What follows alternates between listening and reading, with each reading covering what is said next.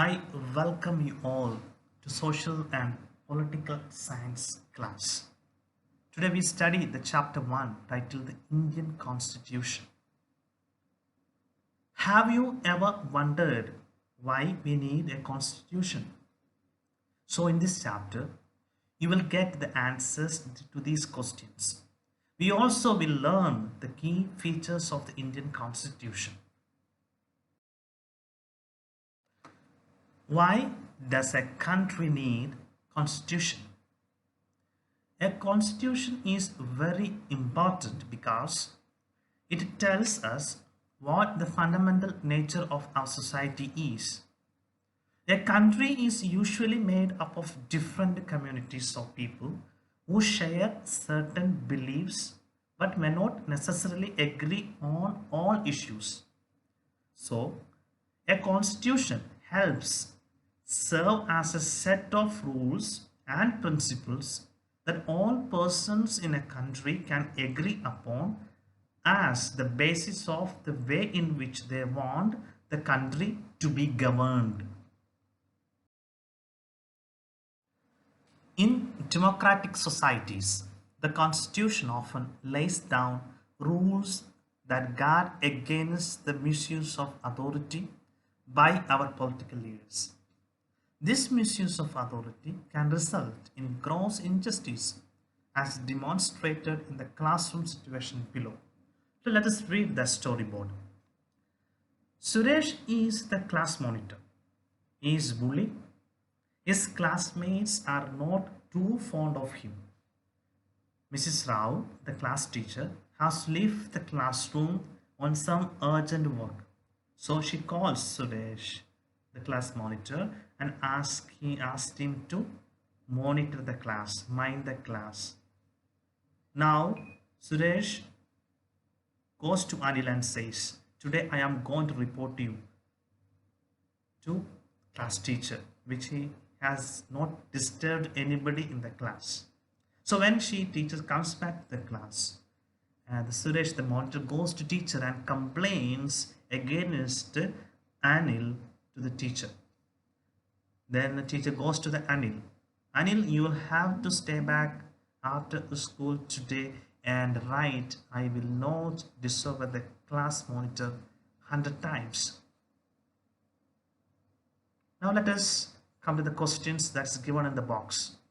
In what way is the class monitor misusing his power? Reflect, write your own answer in your notebook.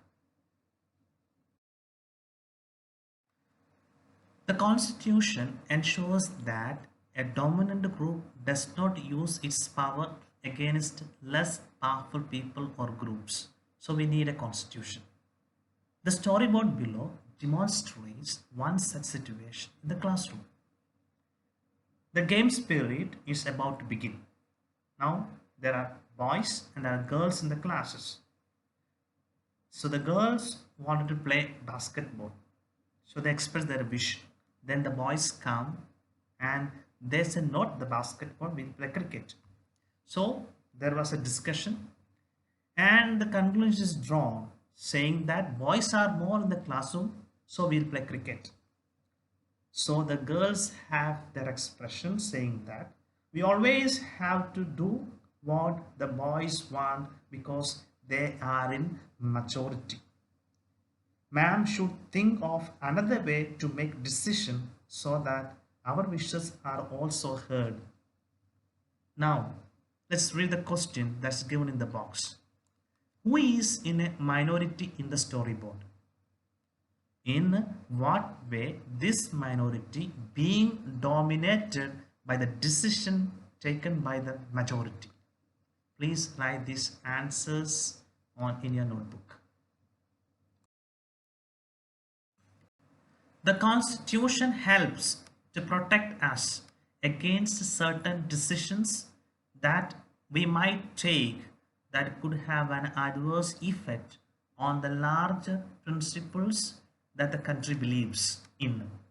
For example, it is possible that many people who live in a democracy might come to strongly feel that party politics has become so acrimonious that we need a strong dictator to set this right. Served by this emotion, they may not realize that in the long run, dictatorial rule goes against all their interests. A good constitution does not allow these whims to change its basic structure. It does not allow for the easy overthrow of provisions that guarantee rights of citizens and protect their freedom. Now, let us see what are the key features of the Indian Constitution. India as a country was made up of several different communities who spoke different languages, belonged to different religions, and has distinct cultures. While writing the Indian Constitution, these members kept in mind the different communities who speak different languages, belong to different religions, and have a distinct cultures. So now let us see what are the key features of the Indian Constitution. First, federalism. This refers to the existence of more than one level of government in the country. In India, we have governments at the state level, at the center, and Panchayati Raj at the village level. The constitution contains lists that detail the issues that each level of government can make laws on. In addition, the constitution also specifies where each level of government can get the money from for the work that it does. All persons in India are governed by laws and policies made by each of these levels of government. The second feature of the constitution is the parliamentary form of government. The people of India have direct role in electing their representatives. Also, every citizen of the country, irrespective of his or her social background, can contest in elections and get elected. The third feature, separation of powers. There are three organs of government. The first, the legislature. It refers to elected representatives by the people. The second, the executive. It is a smaller group of people who are responsible for implementing laws and running the government. And the third, the judiciary. It refers to the system of courts in India. Each organ or each department mentioned above act as a check on other organs of government. This ensures the balance of power between all three. The fourth feature, fundamental rights. The Constitution guarantees the rights of individuals against the state as well as against other individuals. It also guarantees the rights of minorities against the majority. The fundamental rights in Indian constitutions include right to equality, right to freedom, right against exploitation, right to freedom of religion, culture and educational rights, right to constitutional remedies.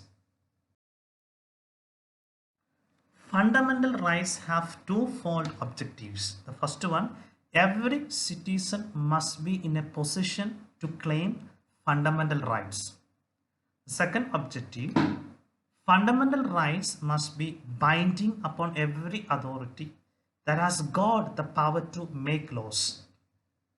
The Constitution also has a section called Directive Principles of State Policy, which ensure greater social and economic reforms and serve as guide to the independent Indian state to institute laws and policies. The fifth feature of the constitution, it is secular. A secular state is one in which the state does not officially promote any one religion as the state religion. It means that India as a secular state will not discriminate, patronize or interfere in the profession of any religion.